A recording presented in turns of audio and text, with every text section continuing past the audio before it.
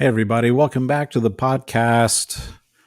And it's Alan Smith. We talk about wargaming here and we talk about history here. Today, we're going to be delving more into the Black Seas rule set from War Games. I was going to say War Games Illustrated. From Warlord Games. Been playing some of that here in the studio. Welcome, guys. People getting into the room here. And I always like to start early. If you're not early, you're late. Make sure that everything's working properly. I think we got the audio adjusted properly this time. Sorry about that last time, guys. I'm really excited about every podcast. What's up, Simon? What's up, Big Dog? Hey, Big Dog's in the house. Wow. So yeah, guys, we'll have some nice chat today. I've got some stuff lined up here, as the title implies, with the British Navy. Interesting stuff I've learned about the history of the British Navy and how it pertains to this game. Ta-da! Building my little ships. I'm starting to build up a nice little collection. And of course, we got my card holders I printed on my 3D printer. Hey, John's in the room. Hey, John, good to see you, man. Some interesting stuff I have come to find about the British Navy. And if you looked at the picture on my podcast post, it was Sir Francis Drake. I think I prefer him over Nelson. I know Nelson is a real popular one. Now, he predates this Black Seas period. We're talking 1500s with Sir Francis Drake, but he kind of set the motion for the future success of the British Navy. I think he was a great role model to focus on here. We have a few more minutes before the podcast officially starts. Just some brief notes about the studio, what we're doing here in the studio. April 10th, we have a big group game. It was 2v2 and it has grown to 3v3. And we are doing 2,000 points of Germans versus 2,000 points of allies with the battle group rule set. We're using Overlord Beyond the Beaches lists. And there's some really good lists. I spent some time this week building lists. I've got a mock game set up here out in the gaming hall, just play testing the rules, so I am more familiar with the rules when the game day comes. But really liking this rule set. I think Battle Group and Flames of War each have their own flavor. I don't think one is better than the other. I think Battle Group is definitely more realistic with how the order system works. You roll for orders for your group. Let's say the Germans, and that's the number of orders you get, and you divvy them up amongst the players. If there's 2 or 3 players, everyone gets so many orders. And that really forces you to have to make smart choices with your movement. The other aspect to Battle Group, guys, I really enjoy is the fact that your tanks don't have unlimited ammo. So on your unit card for your tanks, it'll tell you how many shots, and you decide whether you want, let's say if you have 10 total shots during the game, you can have 5 armor piercing and 5 high explosive. You can have all 10 armor piercing. And when you're out, you're out. Now, some of the games you can pay extra in terms of points to have a resupply unit, and they can come up and resupply you.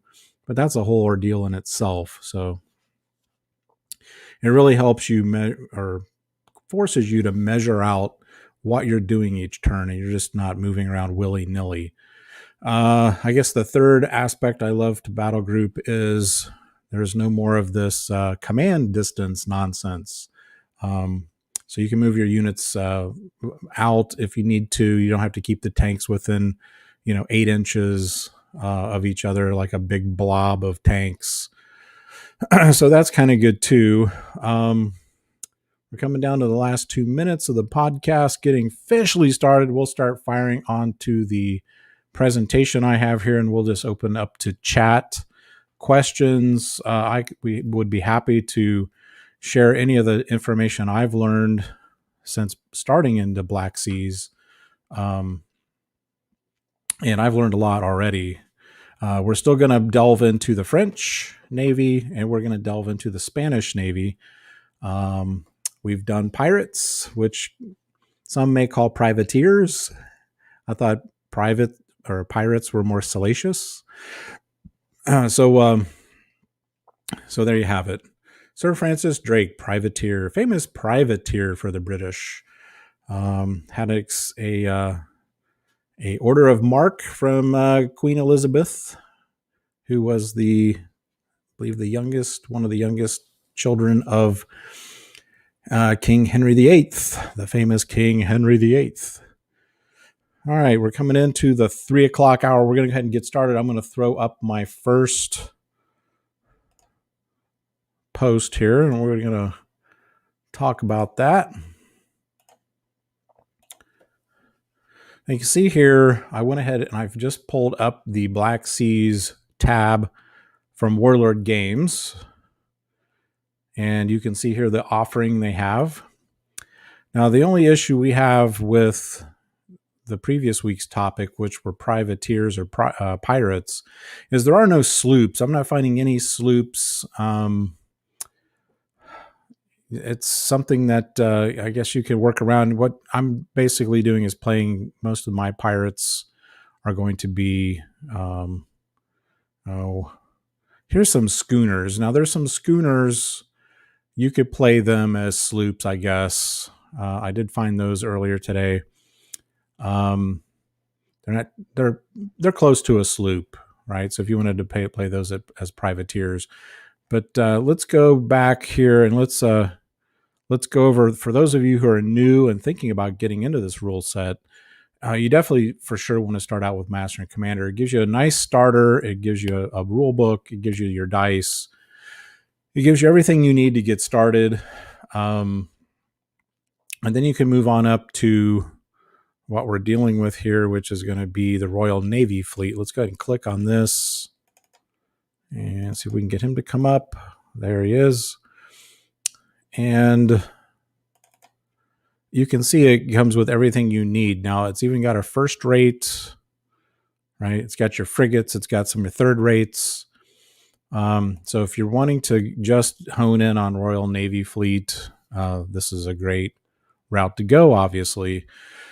And the way that the British Navy ended up doing things, if they were doing a large flotilla, let's say they were sending an entire flotilla like this down to one of their colonies, let's say Barbados. So it could have been Bermuda.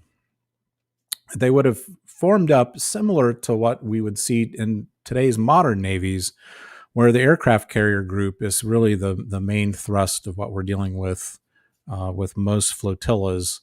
And they're all protecting that aircraft carrier. Well, in this respect, you'll see here on this Royal Navy fleet, you've got one ship of the line, the first rate, and everyone else around is going to surround him and help protect him. They're not as maneuverable, but if you can get that ship to come to bear with its guns, it's going to do a lot of damage, right? And it was particularly used for bombarding coastal positions, fortresses, and infantry positions, things of the like. So you gotta think about that too. But it was a formidable force.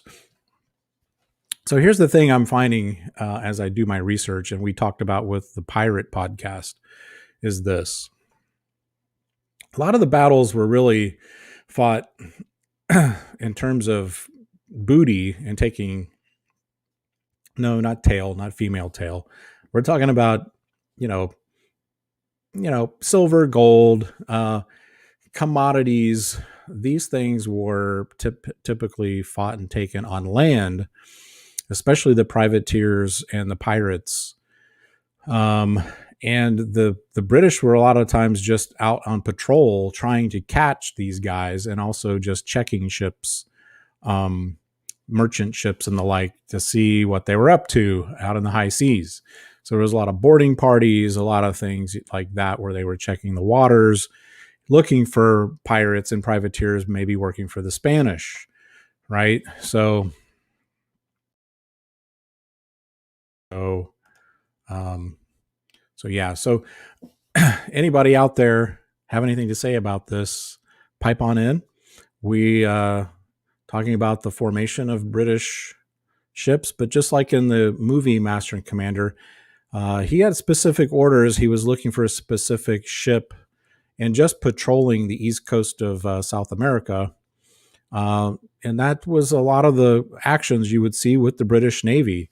They were either out on patrol, they were typically in 1, 2, or 3 ship units, large flotillas like you would buy if you bought that box set for the British. Like I said, you're going to be um, coming to or from Great Britain as a large group, coming down to possibly fortify an area, to strengthen a position in the American Civil War, American War of Independence. You're dealing with a lot of actions where they're bombarding coastal positions. All right, we got Sammy's in the house. Hey, what's up, Sammy? How you doing? Good, man. Good to see you. Sorry, mate. I was out in the forest and I didn't realize the time. Oh, you're good, man. Yeah, so we're good. We're just breaking down some of the minor stuff with the British Navy. Um, that really large flotillas were really something rare. It would be something, like I said, with American War of Independence, they were being sent in to maybe fortify the port of New York, things like that. A lot of the actions in the British Navy were single patrols, just looking for ships up to trouble. But at the start of the show, I was talking about Sir Francis Drake. All right, yeah. And that's before Black Seas. Now, Black Seas is going to be a 60-year period, right? Roughly 1770 to 1830-ish. Tall ship sails Is period. that when they started building kind of a little bit more, putting more guns in there, basically, right? And building extra decks a bit more commonly and things like that. Yeah, this was like we could say Black Seas focuses on the golden age of tall ships, Yeah. where it was kind of their apex, where they had the best guns they had the best build of the ship in terms of the lines of the hull, how quick the boats were, the organization of the Navy. But you go back to the 1500s and the Francis Drake's time, and that's their big adversary at that time was the Spanish, of course. But he cracked the code. Now, he circumnavigated the globe, and he was a privateer technically when he started out. Him and his cousin went into business in the slave business. They would go to Africa, pick up slaves that were being sold on the shore, and cart them over to the Spanish colonies, which at that time in the Caribbean, the vast majority of colonies there were Spanish, and some were Dutch. Very few were British at that time. And yeah, so they would go over there, and the Spanish kind of didn't like the English at any point. They just didn't like them being around. They thought they were trying to start to horn in on their trade. Well, didn't you also have this is a time where you had kind of Europe split over religious lines as well, you know? Absolutely. So you had, France and Spain formed an alliance based solely on their connection with the Pope. yeah. So you had and you had the Dutch quite powerful at the time when Francis Drake was around. Correct. And Famous Protestants. yeah, and I think the Dutch had the kind of a pirate group or something. I read about that quite a while ago. And didn't they had a navy or something, and then they were fighting the Spanish, who I think were actually in modern day Netherlands. And then the kind of the ones that were trying to fight against it or something, they were actually given a port somewhere in England. and they were kind of, and even eventually, I think Queen Elizabeth had to kick them out because they were causing too much trouble and all that. And There was a so, lot of shenanigans going on. yeah, Yeah, I mean it was tense. I mean, it's like everything we're finding throughout wargaming in history is, they're just fighting over the resources, they're fighting over the trade. Dutch were at that time really more heavily into India, Southeast Asia ish. And then at that point in time, they didn't know the Western Passage. They only knew to sail around the Horn of Africa, which was treacherous. And we didn't have the Suez Canal with a freighter boat stuck in it at that time. But um, so the Dutch were a big power, and the travels we've done over the years in the Caribbean, there's a lot of Dutch influence down there to this day, even. So it's really interesting. Aruba, in particular. there's a really cool video actually. By I think I shared one video on the group in Discord a while ago, and it actually showed one of the Greek triremes. And there's one where the same guy, he goes and visits one of those one of the flutes that were, they're really tall, quite tall for the time, quite long still, with all those guns with the wide bottoms on them, where they kind of were used for trade, but also defend themselves. And they recommissioned lots of them into kind of warships. And Dutch, they rebuilt one using modern technology, and I think they ran out of funding or something, so there was another one they were going to build. It was slightly different, but it's a shame. One was supposed to be the merchant ship, one was supposed to be the warship. But I'd love to go and visit that when lockdown's over. It looks really cool, Yeah, I saw that, and that was really their primary thing until they were being challenged by the Spanish, the French, and then the British as the British built up their navy. So then the Dutch had to have more warships, right? So, and then you get into the development of the different sizes and ranges of cannons over those years. And, whether, like Simon had commented here, the French ships were generally better built. Yeah. We'll get into that here with Francis Drake with the race built galley. Yeah, they were a lot faster, I think, the French ships, weren't they, at the time? They were known for being they were known for the cleaner lines. They get, even if you're talking a knot or two, that could be significant in a battle. Also, just the size of the ships, like the Spanish ships, were typically rounder on the bottom. They were big Spanish for a long time into lots of soldiers because they wanted to grapple with you. They wanted to come alongside you. Right. And the cannons that they carried were really heavy and big. So they made the ships very. I guess a lot of it, because they were colonizing, they had so much colonization as well. They needed to take large quantities of stuff. As you say, troops, garrisons, right? Probably taking private people, private individuals as well. All sorts, Right, and that's what Francis Drake brought to the table, guys, with the wargaming, is getting into this race-built galleon, where you basically, they tried to mimic the shape of a fish. Let's see, we'll do stop screen. I'm going to come up here. I'm going to bring that up. There's a nice photo I found on this. Would be, yeah. So, which one's that? Because he had a couple of ships. Yeah, you can see this. I got the wrong one I pulled up here. Oh, actually, there's one of them which is it's still in London. And I went and saw it the other day. Yeah, it shows a fish in front of it. I had it queued up here, but I must have lost it. It's actually it was when you go and see it, it's actually surprisingly tall. It's kind of almost kind of built that kind of castle thing at the back of it. I'm not sure. Yeah, here it is, and it went pretty far below the water line too. I was surprised by that. But just the shape of the hull in general was more swept, so that gave the ship more speed. And you can see the different variants of the race-built galleon, but they were kind of the shape of some of the early Spanish ships, but then they just trimmed them and made the lines more narrow, basically. So the big thing too is that, just like with the sloop with the pirates and the galleons, the small galleons, is they would just have the speed advantage, the maneuverability advantage to get to your stern and take your stern out, which is a weak spot. and they developed a cannon. Sir Francis Drake with some of the smelters outside of London, and they had developed a long range cannon, so that was huge.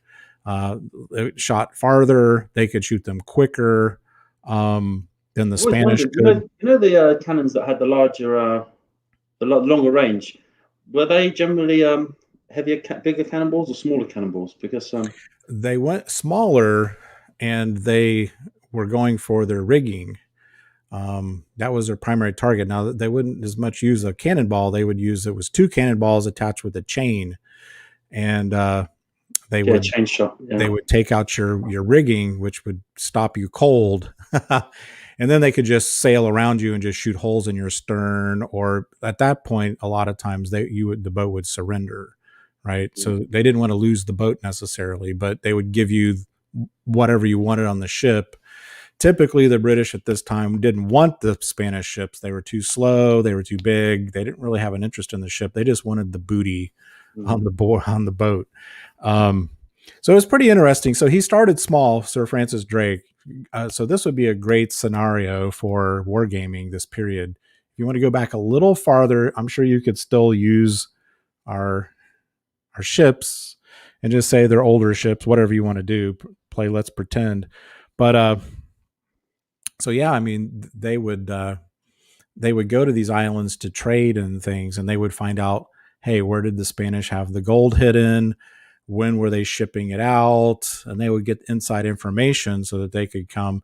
They say by the time Drake did his first foray and did a circumnavigation, it took 3 years. He got back to England, and the money he gave to Queen Elizabeth, they paid off their national debt with what he brought back. Wow. So she was really keen on sending more ships down there and actually getting a toehold. Barbados, we talked about Bermuda, Bahamas. So at that point, that was when a lot of the static started happening, because now they realized, hey, the Spanish are in on something good here, and the royals and the court, they wanted to get in on it. So yeah, and that just progresses through the 1600s. The kind of the same themes. Everybody wanted to get their colony on, find something that they could import. Which, like we said the last podcast, guys, it wasn't always gold and silver. It was commodities, sugar, spices, whale oil, all kinds of things. These guys had an interest in getting back to England, and they could become fabulously wealthy with just one trip. So a lot of those old manor houses and things you see around England were started by privateers in the early days of the family. And they would set up over time with the money, they would start becoming large, just merchant class, where they were regularly bringing in spices and goods. And they just became fabulously wealthy over hundreds of years. They had so much money. It was ridiculous. Yeah, They would literally, like you said, they would take over entire like regions of the country. They would run. Yeah, in certain areas. I mean, I read this is the 1800s, but they would, the stories of these guys. I can't remember some of the names now. So long ago I read about this, but they would set out with maybe 2 or 3 ships, and they would sail inland up these rivers into these tribal lands where no one had ever been from the west, and they were, they would essentially they'd capture the, maybe even have only a few small skirmishes, have a really small number of troops on board, but the technology of these ships was so far in advance they could literally, gunboat, what they call it, gunboat negotiating, they call it, or something like that, and they would take over. They take over this area, conquer it in the name of the crown, and and then obviously the queen would or the king would make them the governor of that territory, and then it's just crazy. They take over, almost small countries just with maybe, I don't know, 60 soldiers. Right, and we turn back the pages farther, and it was the Vikings that were running that racket. Yeah, right. Gunboat diplomacy. John Eagles says. Gunboat diplomacy, correct. So yeah, I mean, a lot of stuff that you can game all the way through the mid 1500s, all the way up to the Black Seas period. like we were saying last time, it's a lot of this stuff was not necessarily actions at sea.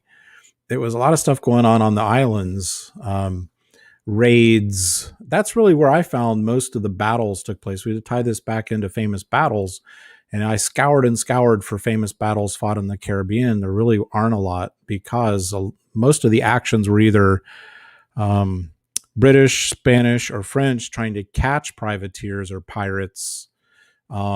They would lay in wait, maybe at a mouth of a bay, and try to spring a trap on pirates they knew were going to come by, and they would try to capture them. Others were just pirates firing on ships laden either with gold or commodities, and they would basically surrender the ship so they didn't get anyone killed. Even with these small guns, they had these little mini guns that they would just mount on the rail of the ship, and you get a few of those whizzing across your bow and across the deck. And a lot of these merchants, they would just say, "That's it. I'm not dying for this." I was going to ask you. You know when you play the Black Sails rules, do they?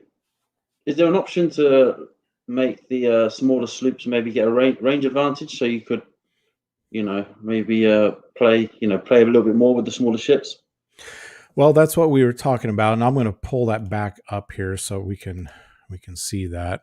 The best ships I found that they're selling are, Because I noticed on the Black Seas they tend to put the sloops in on one counter with 3 ships or something on there. They're not really.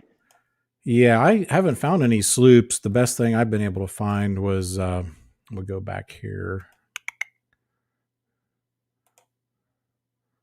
back to the main page here. We can go down and they have schooners. Schooners, right? They have schooners. They're going to be the closest thing I think that they're selling. I think the problem is they get so small at that scale. Yeah. Now, granted, they do have another small ship that they sell with the main British force kit, but those are square rigged boats. The schooner is going to be the closest thing you can come. So if you wanted to play some privateers in your battles, just pick that box up, and you can make them. You can make them various factions to whatever you want. You could probably even magnetize the. I saw online. I was looking at people that had done pirate ships using some of this stuff, and there was one guy online, and he'd made Queen Anne's Revenge, and I think he'd used one of the ships that just had, I think it just two or one deck of guns, more like a frigate. And that worked quite well. Yeah, I mean, it's just whatever you can muster at this scale. The so they've got about 16 cannon on, something like that. Yeah, the PLA is not going to do it at this scale. You're going to need to buy a resin printer if you wanted to print ships for yourself at this scale. I've tried doing it with the PLA, and it's just the scale is just too small. Yeah. To get good results. And then, yeah, I mean, what we talked about last time, you would have pirate ships, and you could have them. You could get 28 mil figs, and you can do something on land where they're raiding a fort, they're raiding a warehouse, and then you've got to get it to the ships at the dock. Then the next game you could play where the ships are leaving port, and now they're being pursued by maybe 2 British ships that were laying in wait, or came to the scene along the late side, and now they're going to give them chase and see what happens. Okay, so Jonathan, they sell cutters too, the square-sailed ones. Yeah. So that's the gunboat squadron. But yeah, those are the square rig. They're not going to be the sloop rig. And do they sell merchant ships as well? I think they do. Someone said that they were using merchant ships for pirate ships, but I'm not sure how well they work. Yeah, I just converted. What I did was so like the one I brought here is the large merchant. John says there's more ships to come in 2021. It'd be interesting to see what they are. I'd heard about that. This one's a large merchant card, and I just used a frigate. You can also use the what are they, the step down from the frigate. You could also use those, if you wanted to, as merchant ships. So there's another scenario game where you have a lot of times the British Navy would escort merchants, just like the Spanish would. So they'd have 5 or 6 merchant ships, say leaving Barbados, laden with sugar, maybe nutmeg, pepper, and 2 or 3 British ships would escort them back and give them protection as much as possible. So there's a box of 2 merchants, 1 large and 1 small. Sweet. That's good to know. Thanks, John. I think I'm tempted to. I think Black Caesar will be the next one I get into after Caesar for sure. It's a lot of fun. Just the mechanics of the game are fun because once you pick your speed, you have to go that speed. There's no like starting like you would with a power boat. Yeah. Once you're going, you're committed. And there's a lot of little nuances to the wind and using the wind gauge. I have a video I posted, I don't know, a month or so ago about that. Yeah. And that stuff makes it really interesting. And then from there, tying in like we're talking about, doing shore actions combined with ship actions. So you're getting kind of the best of both worlds. You're getting some of that 28 mil skirmish flavor, right? With like a mission, like Mission Impossible. Yeah. And then you got that aspect of the game. Maybe earlier in the day, you could play the land version, and then later in the afternoon, come back after lunch and play the sea action. You could have some real fun with building some small little skirmish armies there as well, because you could really mix up the troops, mix up some natives in there. So a lot of natives were used. Yes. And then you could, because there's also a lot, sometimes they're using old matchlocks.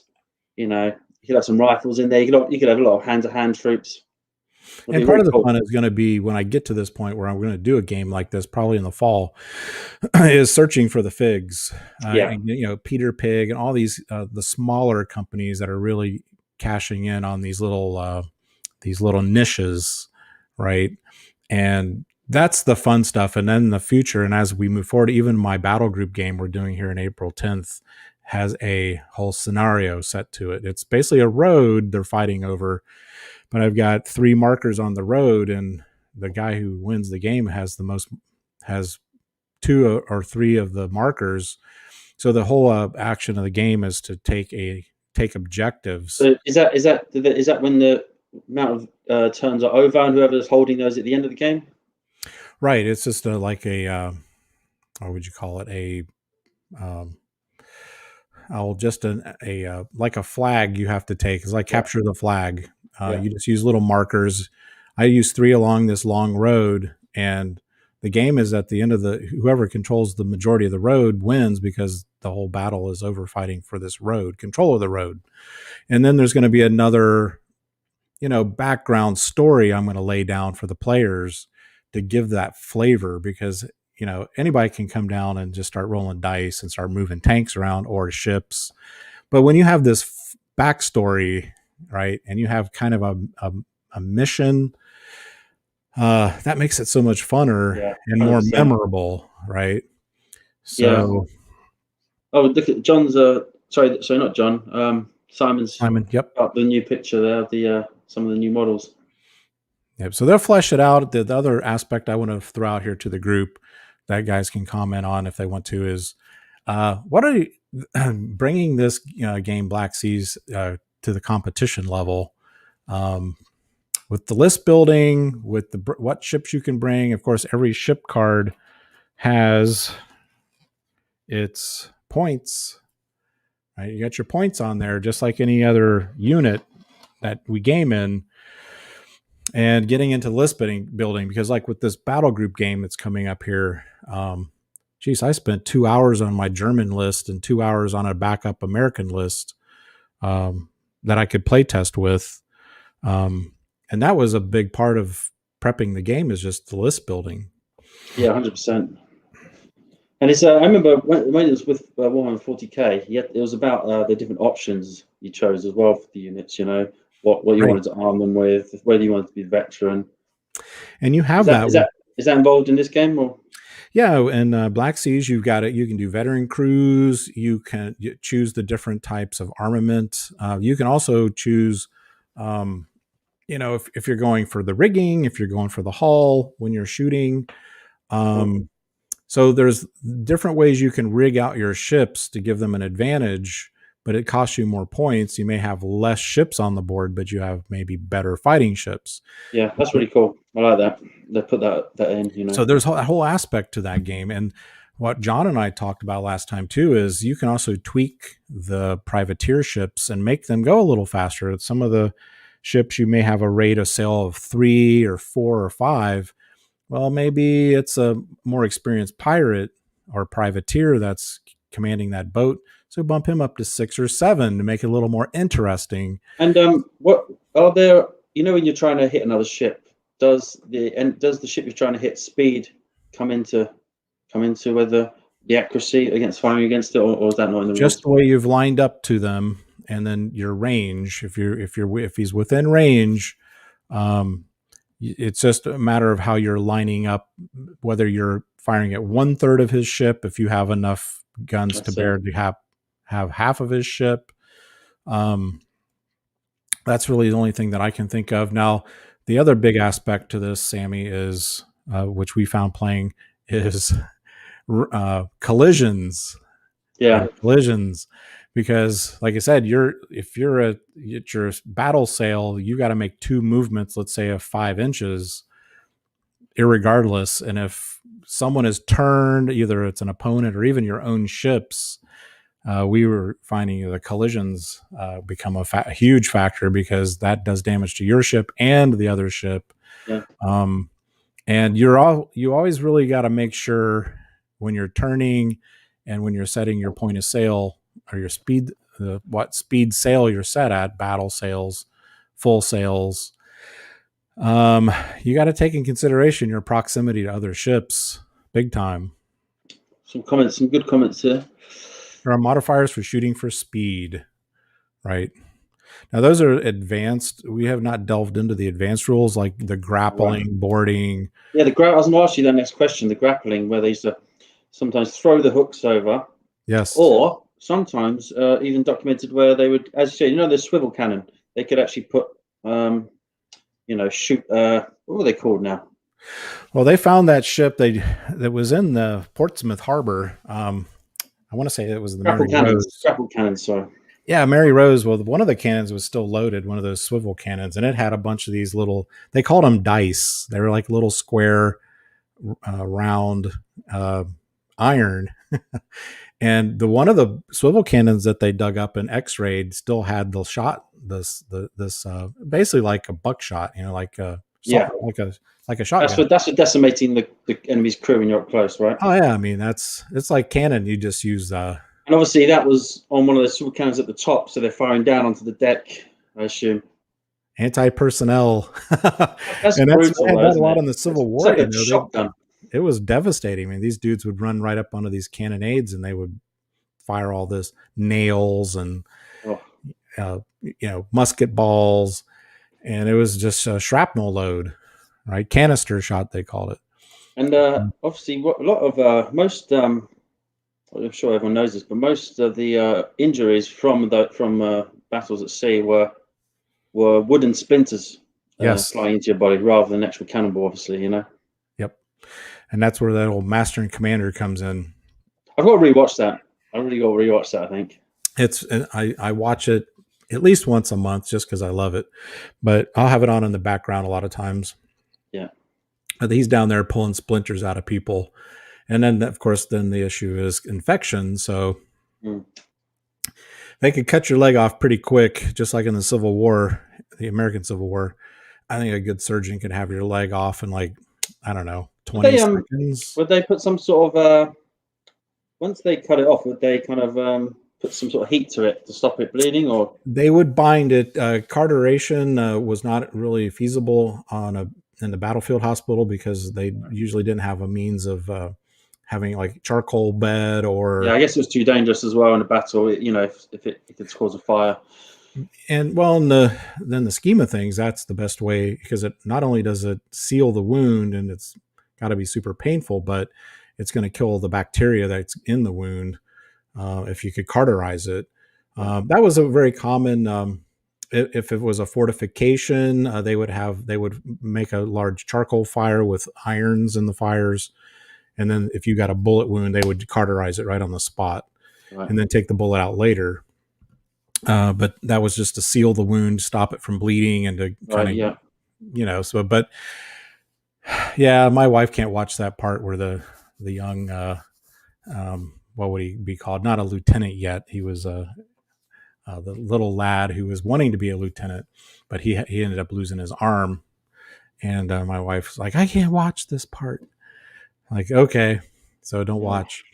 Only fire on a ship is in the galley, correct? So obviously that could be a real problem if it got out of control, which I think one of the largest ships ever built by the British was burned down because fire in the galley got out of control. I remember, I remember that, especially during the Caribbean kind of times, the period we were talking about last time. Apparently, chefs were kind of one of the best things you could find. A good chef was one of the best things you could find when you're a pirate, because they were kind of it's obviously surgeons and chefs, good cooks were the, that's you what probably wanted to be on a French ship. Sorry? You probably wanted to be on a French ship. They probably had the best cooks. Yeah. Midshipman. Thanks, John. That's it. Midshipman, young lad, picked up probably as what do they call him, a powder monkey. Powder monkeys, yeah. Son of a gun. Those powder monkeys were young boys, weren't they? Just used to hold the cannonball. Right, and they were typically most of the time sons of guns, which was where they would bring ladies of the night and ladies of ill repute and bring them down on the gun deck, and they would take care of business right there on the gun. So hence, they would have a son of a gun. It was horrible as well. Is how especially more so on the kind of ships that were used to fight and used to haul goods. But some of those decks were so awful. They were like, especially when you paid to travel. So you're a common and you were paid to travel to go across the Atlantic. You weren't really allowed onto the upper deck because that was for correct. That's for the extra seamen. So I think you were just below one of the floors, just below the main deck, and literally you couldn't stand up for all the months you were on there. You were hunched over, and it was almost pitch black down there. Yep. Just imagine that being on board there and all that time. Not even be able to stretch your back out. Not good. It was a short life expectancy, either from dysentery, just awful food, and even in Master and Commander, you watch some of the crap they're slopping onto those wooden, I guess you'd call them a plate. I was like, oh my God, what is that? I wonder if anyone online has got any other suggestions of some of their favorite movies regarding these warships. If anyone has one, pop it up. Yeah, and this is something where Hollywood in general, I guess you call it Hollywood, they're really missing the boat because there's so many great opportunities for better historical films. We've talked about on other podcasts, but I think they're underestimating the public. People won't go see those. Yeah. I disagree. I think, especially my wife and all her friends, they watch these Netflix even like movies I thought her and her friends would never watch, like about Vikings, and there she is watching it, and she's like, "Oh, this is really good." I'm like, and it's all historical. There's a lot of gore and blood and battle, and I think they're. We already watched that whole series. That was good, John. Hornblower, I'd like to go back and watch that. It's a little. That was done kind of in a bit more of an accurate way, wasn't it? Yeah, it's a little slow, but it's methodical. Yeah. So, my dad loves the Hornblower series. I never got into it because I think when he tried to introduce me to it, I was a bit too young, and they were written kind of for adults a little bit. And there was lots of technical terms on there, which as a young kid, it kind of was a bit too of a high learning curve for me. Right. And then the sad, I guess, we're the 50-50 society now, but you got half the people want substance, and the other half want to see superhero movies. As you say, I think they do underestimate people's, it's like every kind of, even Second World War movies, the Americans, especially in Hollywood, they'd pick a battle which the Americans weren't even in, and then they'd put themselves in it, You think, there wasn't enough battles with Americans in it for you to pick from? You know, and it's just I find that disrespectful as well to the people that died in those battles to totally rewrite history. You know, or they'll put some weird love story in it. It just doesn't need to be Yes. there. You know, it's Yes. just it's almost they have to follow a certain formula. You know, it's like Warhorse. you got the American, producer sitting there going, "But where's the love story? You know, we need a love story to make this movie." And you think, why? Right. It's all marketing. Yeah, That's 1917 was one I mentioned the other day, and um, wow, that's one of those movies, man. Once I start watching it, I just get sucked in. that was filmed in Um, an interesting way, wasn't it? As well, almost from a first-person perspective, correct, and following the guys running along. really, really drives home what their living conditions were like. Um, yes, Simon, that's Hollywood. Yeah, Yeah, I mean, everybody's getting. I for one, I'm just getting tired of all the phony baloney. Let's get down to some real life here, and whatever. But yeah, yeah, there's so many books out there. The series we talked about before with Last of the Mohicans, yeah. um, and all these series of books out there. That is a whole period of time which needs to have more movies made about that period of the Neo frontier, the Appalachian frontier, because that was some really cool stuff. The Iroquois and all that crap that went on, and then Yeah. you get back into the Caribbean. It's But just weren't the Iroquois the only tribe didn't didn't ally with either the French or the British?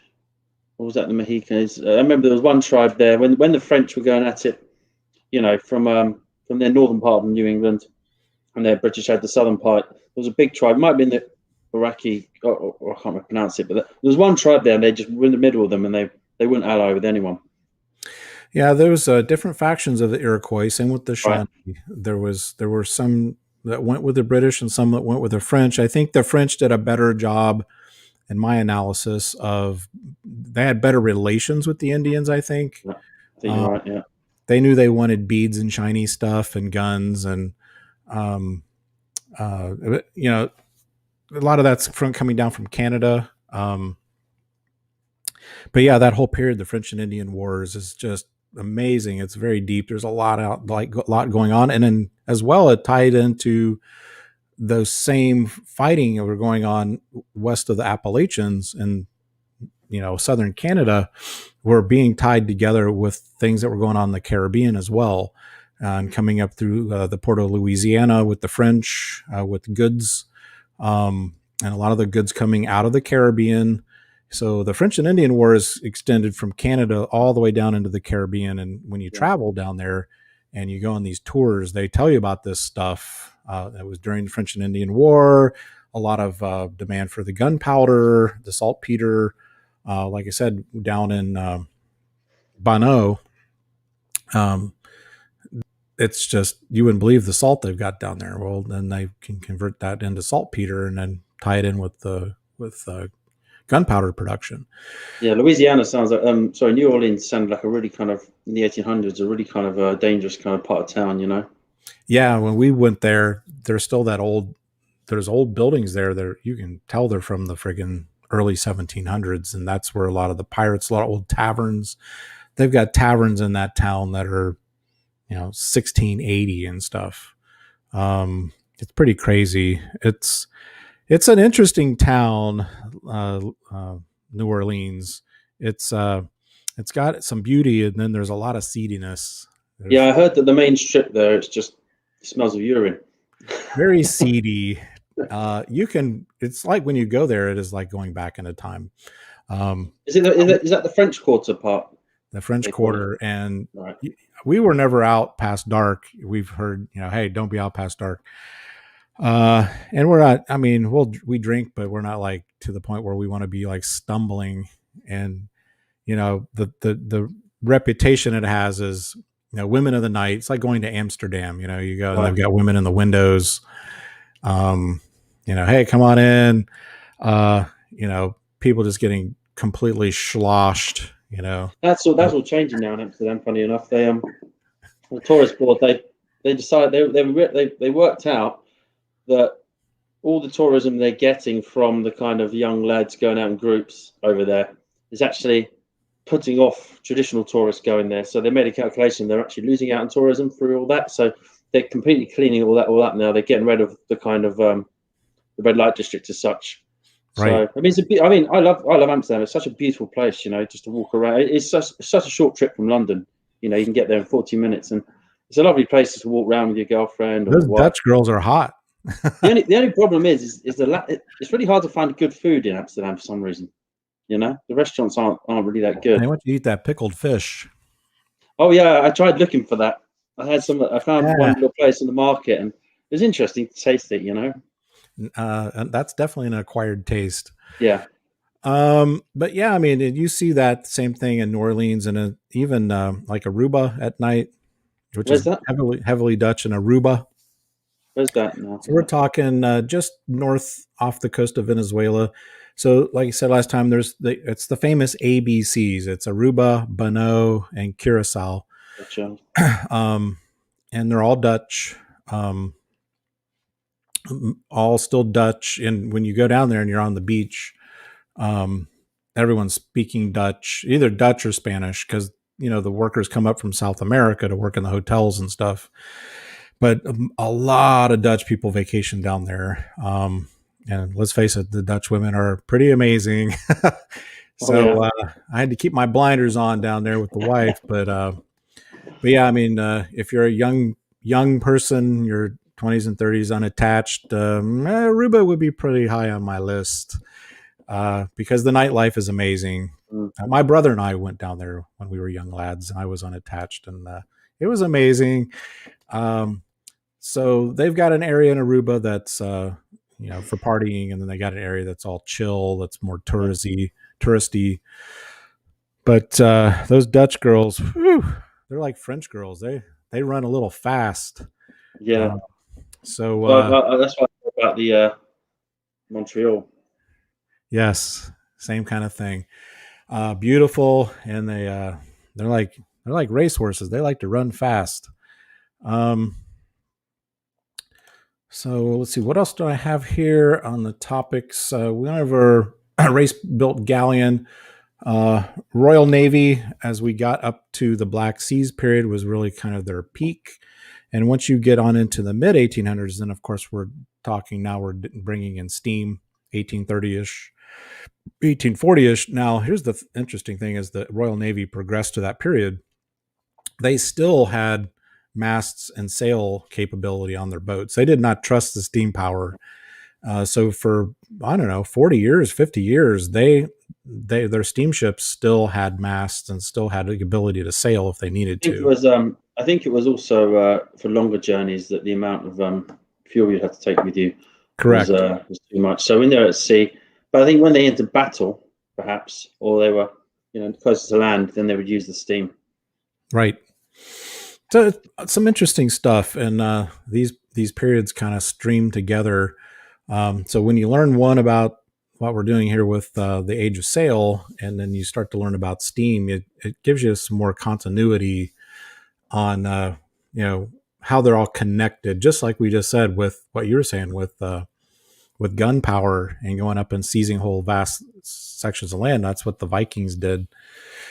They had the ships that could get up into those shallower areas, and they had the tactics, the military tactics, the shock and awe, where they would. Did you watch really the beginning? It was the beginning of Blitzkrieg, really. 100%, yeah. They would come in and they would shock you. Did you watch that show, The Vikings? Yes.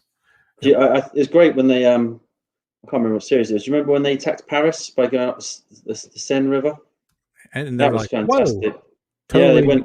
Yeah, they heard about Paris as being one of the richest places, and it was so they went up the Seine, and that was crazy. And then the French, or not the French, they were the Franks at the time, and they started building forts on each side of the Seine River, and they actually pulled up these chains, to try and block them, and then put archers on the river.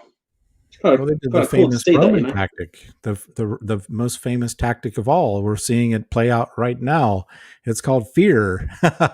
They had that fear factor when they heard, hey, Vikings are coming or Nordic tribesmen are coming. They freaked.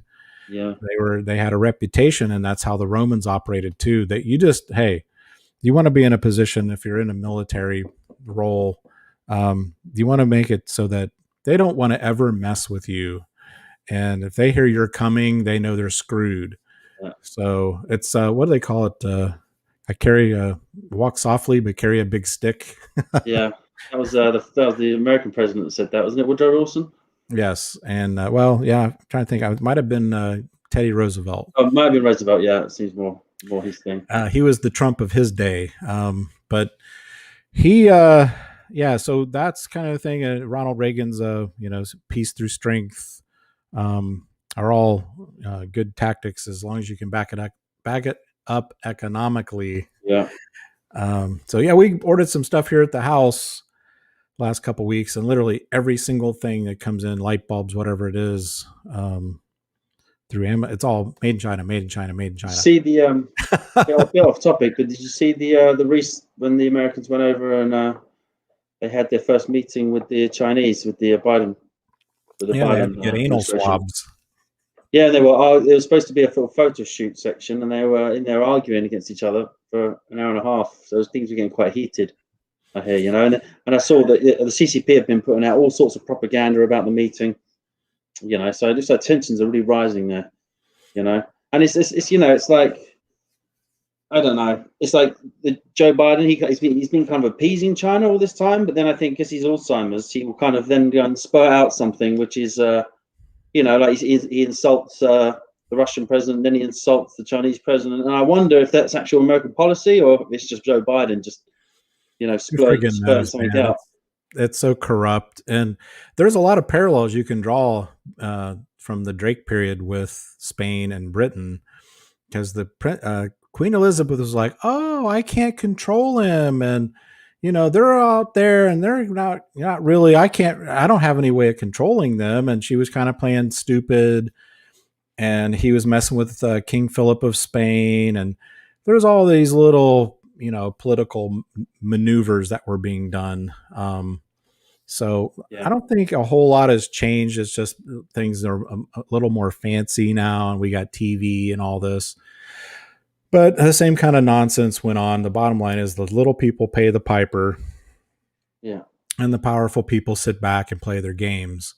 The bottom line is that ship, like with the trade from the Caribbean, and eventually the Spanish lost their foothold to the Dutch and the British, and we're seeing it play out in modern times with China. They just they're a manufacturing superpower now. That's hard to get back, especially when you're dealing with they probably dealt with it back then, this whole work ethic thing, death of the work ethic in the Western culture, and then they had the ability to bring in slaves who you could whip and make them work till they die. So yeah, but also I think it's the policies like the current U.S. administration are trying to bring in the minimum wage, up to a certain amount of dollars. But what they don't realize is that kills jobs for young people.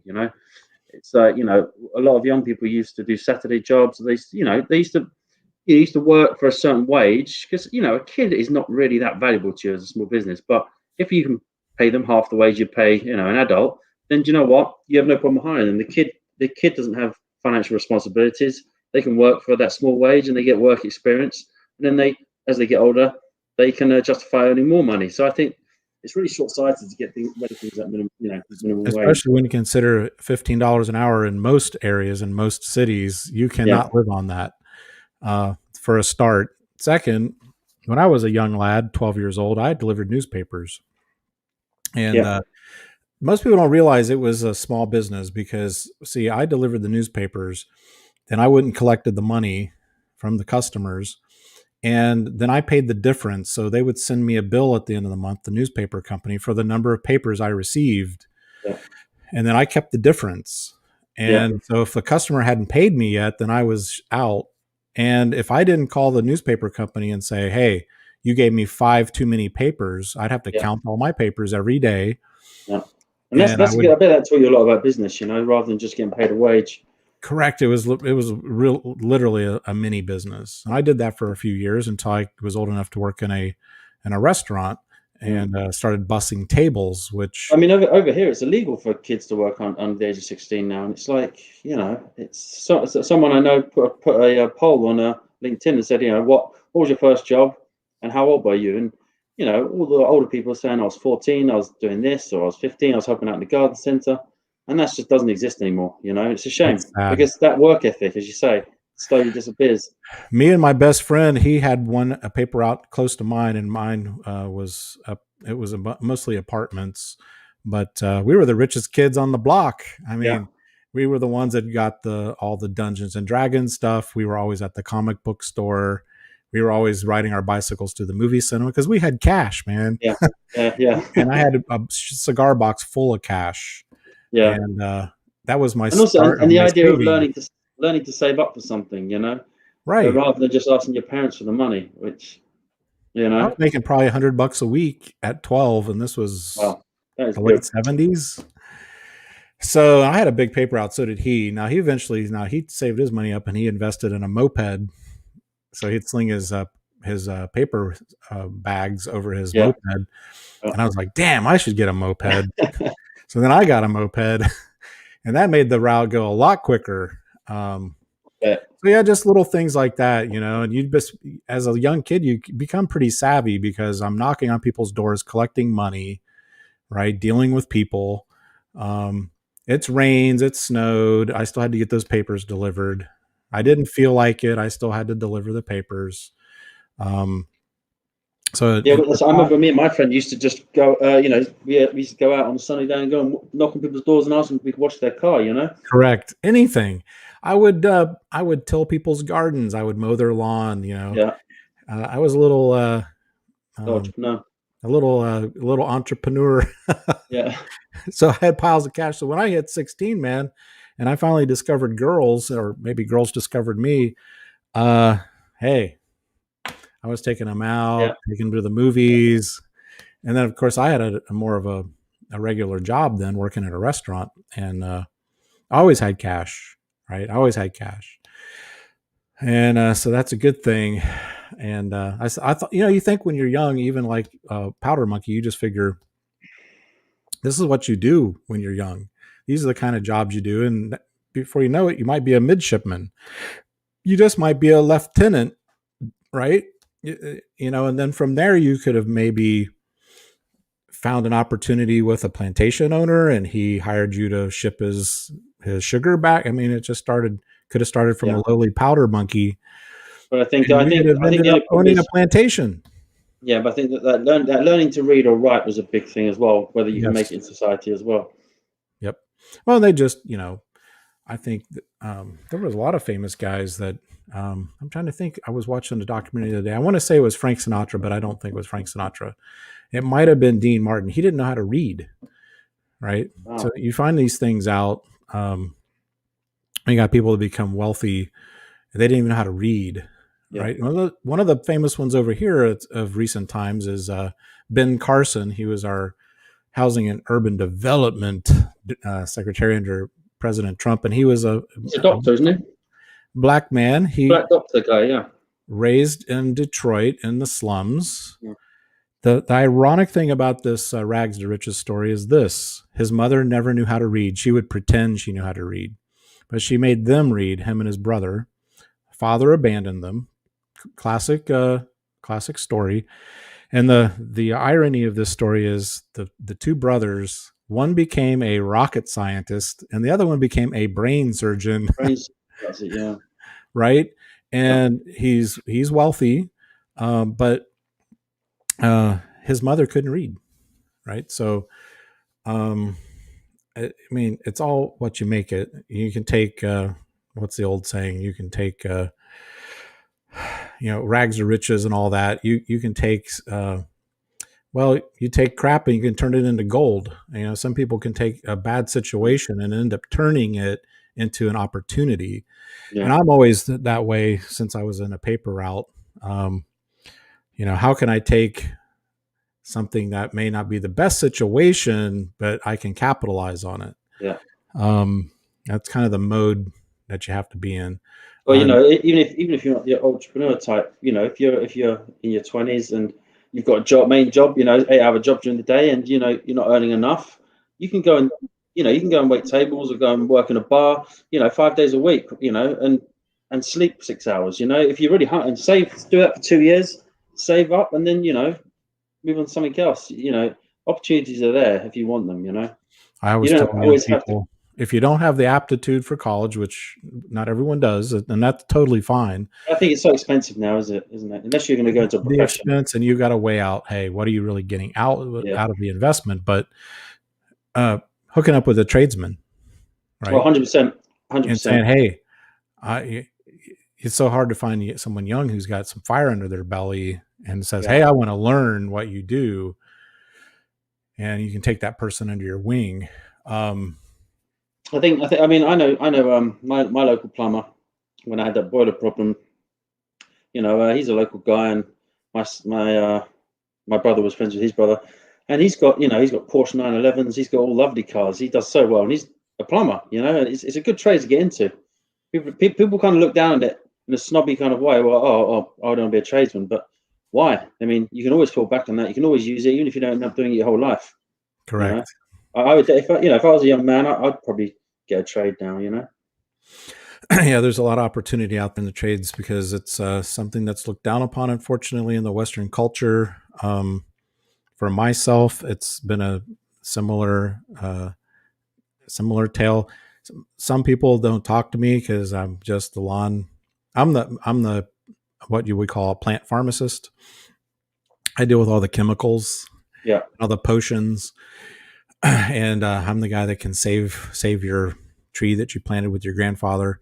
But I'm laughing all the way to the bank. Yeah, you've got a bit of a niche there, Yeah, and it's protected in our area, and at least in Ohio, you have to have a license, so that helps you.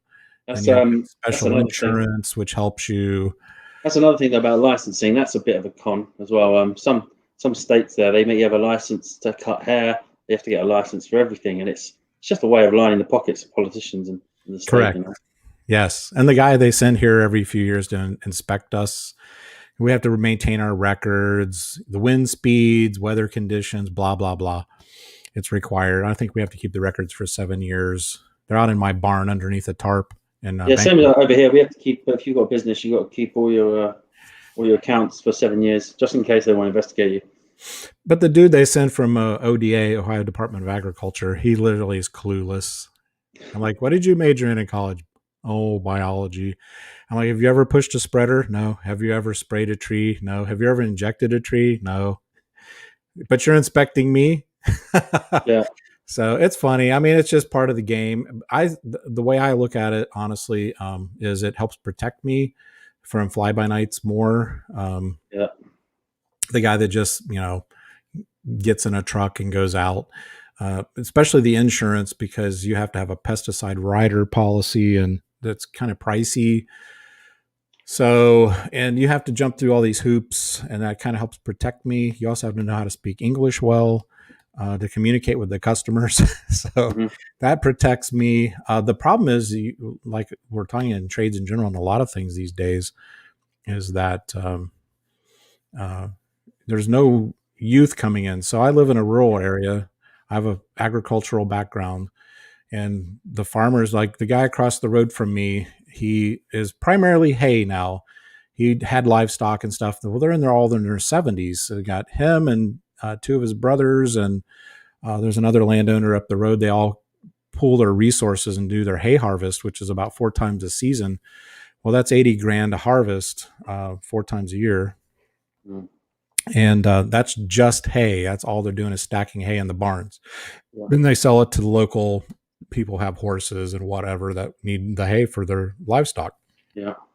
And people will think, oh, yeah, well, when these guys are done, because every year he keeps telling me, because my son used to go across the road and help them harvest their hay every summer. He'd work with me, and he'd come home, and I'd make him go to Billy's and help stack hay in the barns when they were harvesting.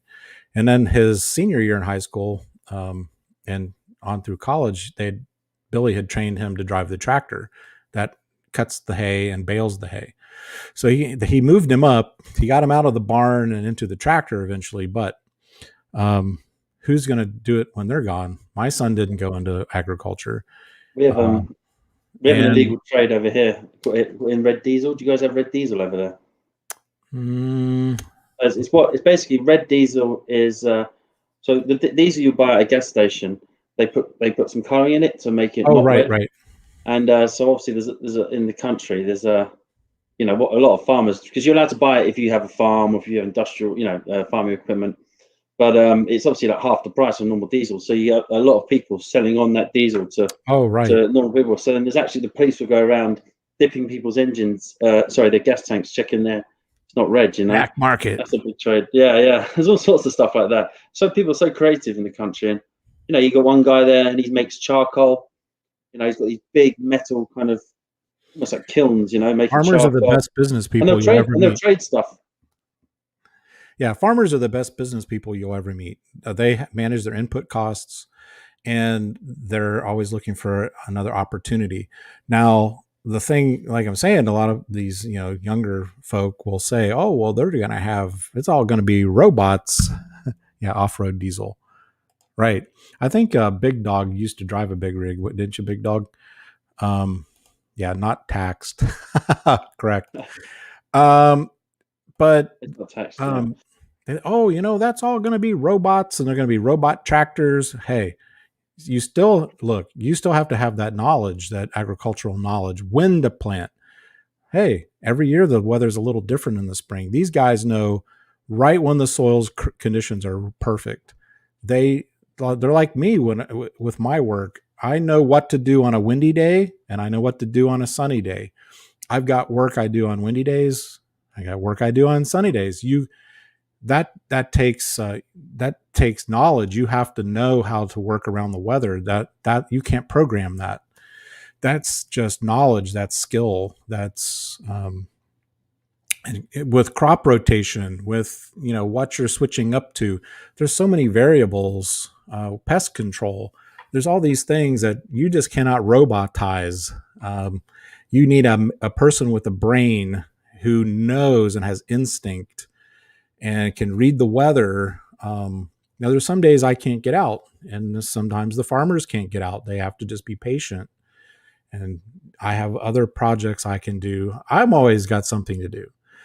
But a good farmer, the way that they spring into action and know what to do right when it needs done to bring that crop in, year out, that's all knowledge. And we're going to lose that, guys. We're going to lose that. Yeah, Big Dog says, yeah, he was a over the road trucker. And I have, hey, Big Dog, I watch this guy on YouTube. One of my favorite channels is Super Trucker Dan. I watch it. He puts up videos at least every couple of days. Or is that the guy that does the truck stop stories or life on the road stories or something? Exactly. And there's another guy I watch too. I never watched it. I heard about it though. He's a Russian. It's fascinating. And these are the guys that make things operate just like the farmers do, guys, and the blue collar guys. And, everybody contributes. But if you don't have these guys hauling freight, we're done. You're not going to do it all by trains. You've got to bring it to specific locations. And this he's like me. He's probably in his late 50s. I'll be 56 this May. These trades are dying out. You're not getting young people coming into these trades. And big part of what I do is maintaining property values. I mean, if you drive up the street and you see a shitty house next to a well manicured and well maintained home, which one do you think is more valuable? So all these trades and maintenance and repair, hauling freight, growing food. That's why we love the Amish. We have a close relationship with the Amish family north of us that we buy produce from until our produce develops. So we got an orchard and we have a huge vegetable garden. And before ours produces, they have huge greenhouses. These Amish people are so friggin' smart. They're the top farmers. And we'll go up there, got cases of friggin' Roma tomatoes, beautiful tomatoes that he's grown in his greenhouse starting in like February. They're not using pesticides or?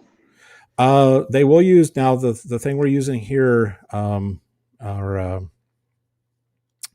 it's an organic based insecticides, neonicotinoids and things like that that are based on the chemistry from marigolds, pyrethroids, bifenthrins. Those are all organic based chemical families that companies like Bayer, AG, Dow, they isolated those chemical compounds in plants, and then they just mass produce it. It's So a like lot of the stuff we use, Monsanto, isn't it? yeah, I mean, it's a lot of new technology. Fungicides, we're using a lot of soaps. So a lot of that's gone away. I use all mineral fertilizer. Most good farmers are going to use mineral fertilizers, not synthetic fertilizers. So there's a lot out there that most people, they don't want you to know. They want you to focus on organic. A lot of phosphorus when you're trying to harvest things like that. Nitrogen, potassium, phosphorus. Yeah, that's all. I try to educate my customers that these things are like your multivitamin. These are things the plants have to have, just like our bodies. They're the same things that humans need. Most living things need. The plants can only take them up through the root. So I just tell them, hey, I'm putting multivitamin on your landscape plants. That's basically what it is. I mean, it's plant food. They have to have it. If they don't have it, they will be weak and they will have problems. So, and with farming, fertilizers and pesticides in general, whether it's fungicides or insecticides, herbicides, those are all pesticides. Those are all big input costs. So the farmer's main goal is to find strategies to diminish that. You'll find that's only used as a last resort, and when it is used, like I said, now we have alternatives to the old inorganic phosphates and things like that we used when I first got in this business in 1990. Those things have all gone away. So, yeah, are there people out there that are unscrupulous? The last thing a farmer wants to do is put fertilizer in a ditch where there's no edible plants growing. But there are some that maybe, hey, he's a drunkard and he's out there fertilizing and throwing fertilizer over into a drainage ditch that's going to get into the water, the water table or the surface water, and more importantly, what that does is it increases algal growth because they feed off of the fertilizer also. And what it does is it'll diminish the oxygen supply in the water and the fish will die. It's called algal blooms. So when you fertilize in non-target areas, that fertilizer gets into the water's ecosystem and it causes the algae to multiply, where it causes all kinds of problems. So that just comes down to people being responsible, like someone on the freeway doing the speed limit and somebody doing double the speed limit. Yeah. So you're never going to completely stop that. You're always going to have the jerk who won't follow the rules. I operate heavy equipment now for the county I live in. Oh, sweet. Yeah. So then again, that's another high pay, heavy equipment, earth moving, excavating.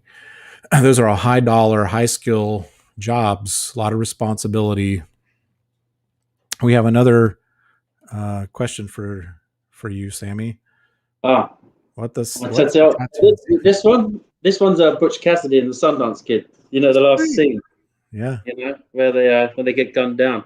He was all worried about that a couple episodes ago, John. I said, who gives a shit?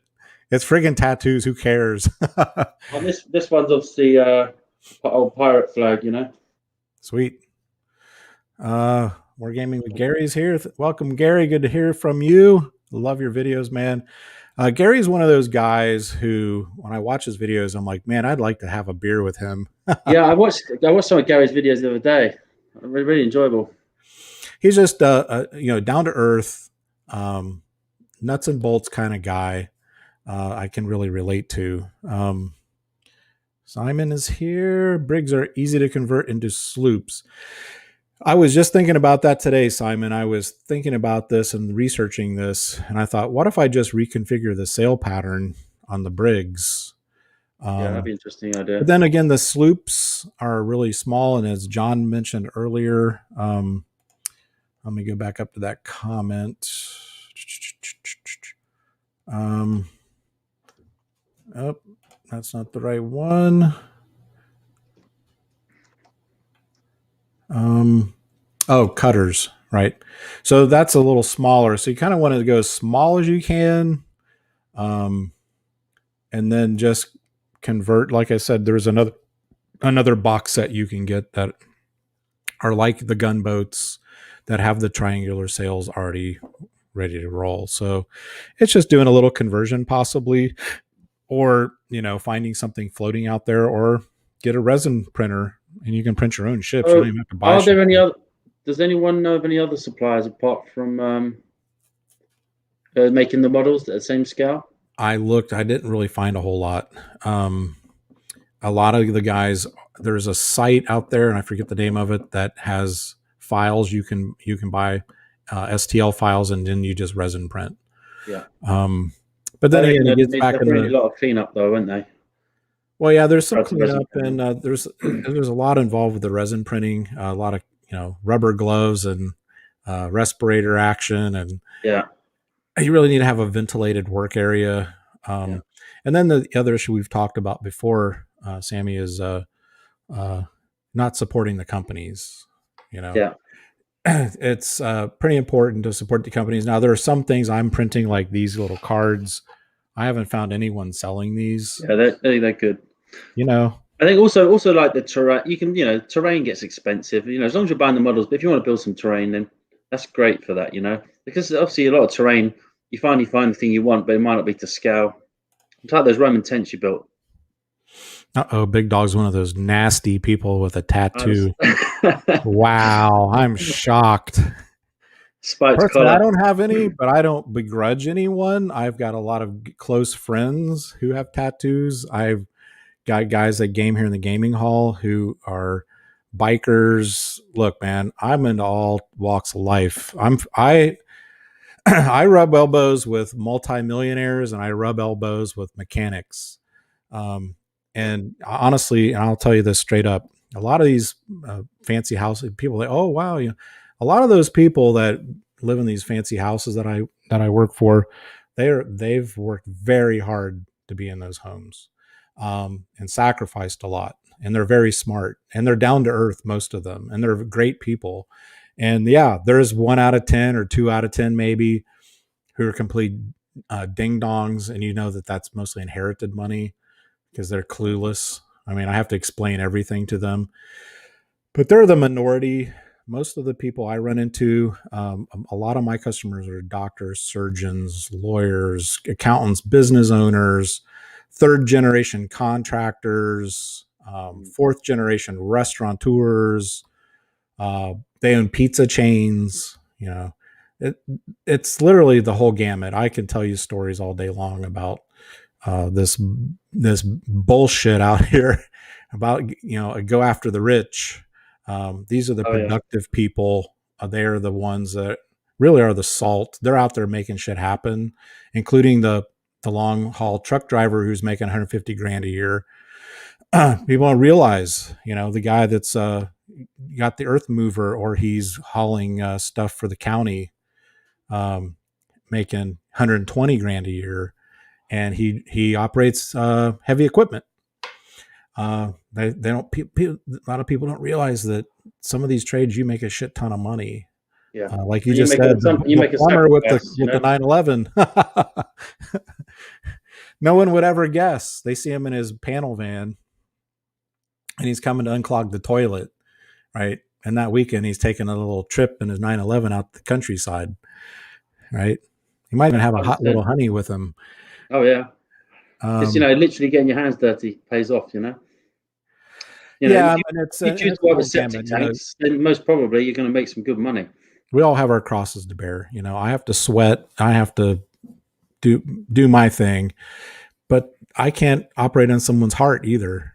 And that's the Right. whole thing people don't think about. I've got a lot of surgeons one of the richest customers I have. Yeah, Meridian sells a 1/700, Meridian. So that's and that's in going to be very pewter. small, right? Very small scale there. I got a husband and wife team. They're both surgeons. They got an indoor swimming pool, biggest house in Wedgwood. I never see them though. They're always working. Seems they're always operating on someone. So yeah, I can't cut out someone's knee and replace it. I can't replace someone's hip. So if you can do those kinds of things, you're probably going to make a shit ton of money. Yeah. Because when you need them, they're there, right? When you need them, they're there. And they sacrifice a lot of school, long hours, odd hours. My mother is a retired surgical technician, and snake arm, each arm. Dang it, John! Now I'm really disappointed. Anyway, so for years when she was younger, she was a surgical technician. That's the person that prepares the instruments and hands the instruments to the surgeon. Stands right next to the surgeon. Anyway, there was a case the other day. I don't know if you read about it, and there was a surgeon that kept picking up parking tickets, and he got summoned to court. And because of COVID, it's all over the webcam now. And I think this is in America. And then so the judge has got him on screen, and he's actually doing surgery while he was doing thing. So he's now got, I think, disbarred or something, whatever they call it. He's in trouble for that, for performing surgery while being in court. Maybe laugh. Back in the day, they had the little pagers that go beep beep beep beep. Yeah.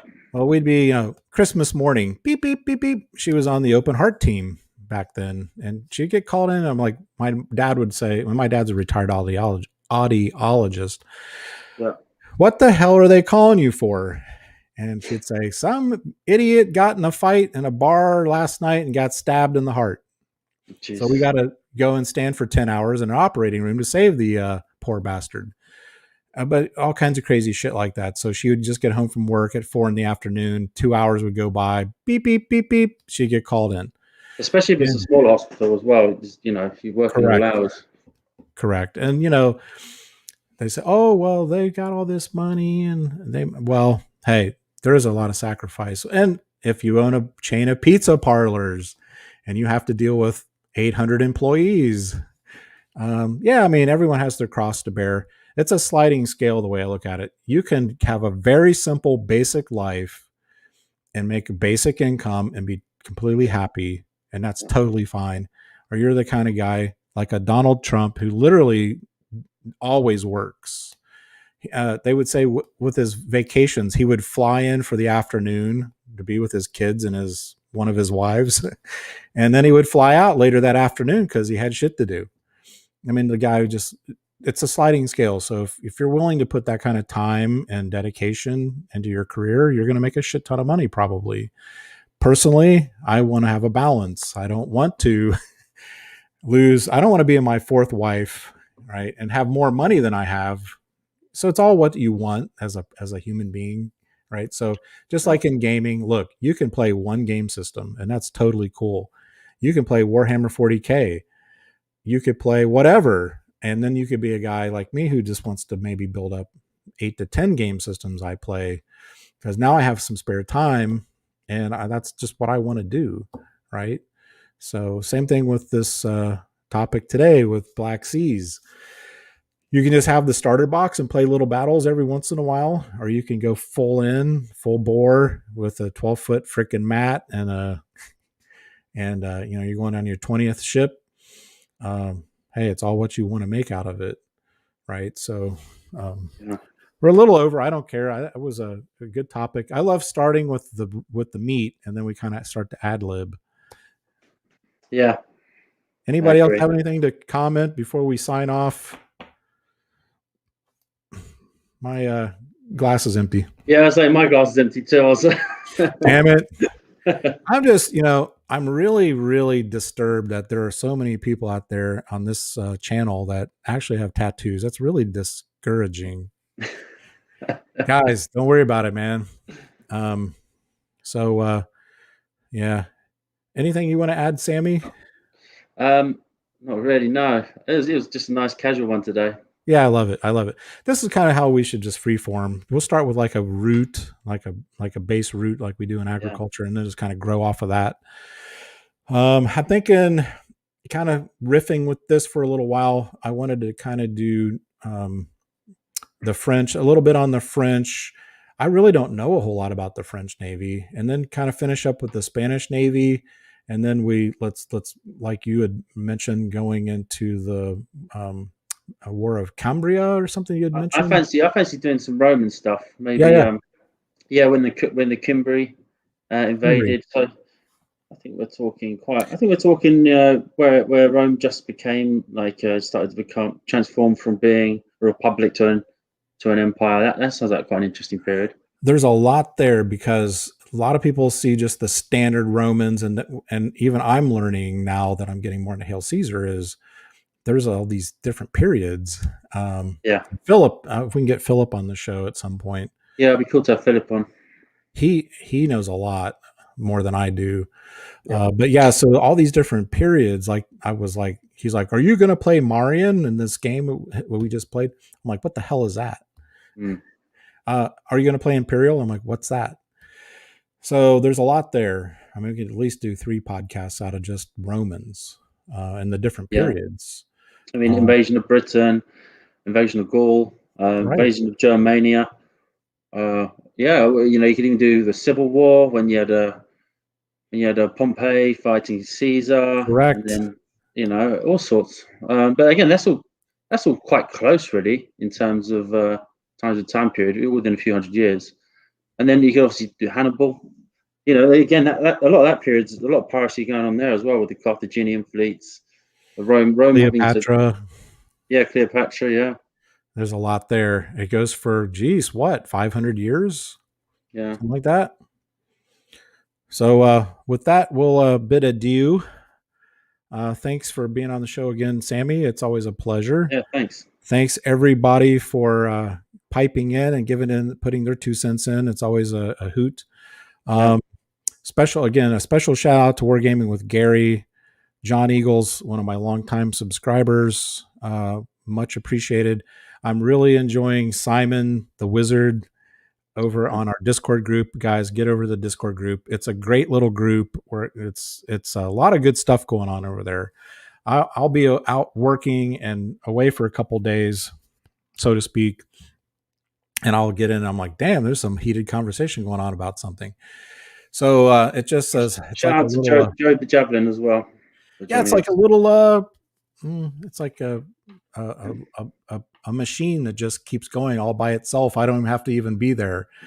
So again, much appreciated, guys. We'll be looking forward to seeing you next Sunday at 3 p.m. And we're going to talk about the French Navy. I'll see you then. Ciao, See you guys. then, guys. Bye bye. See you.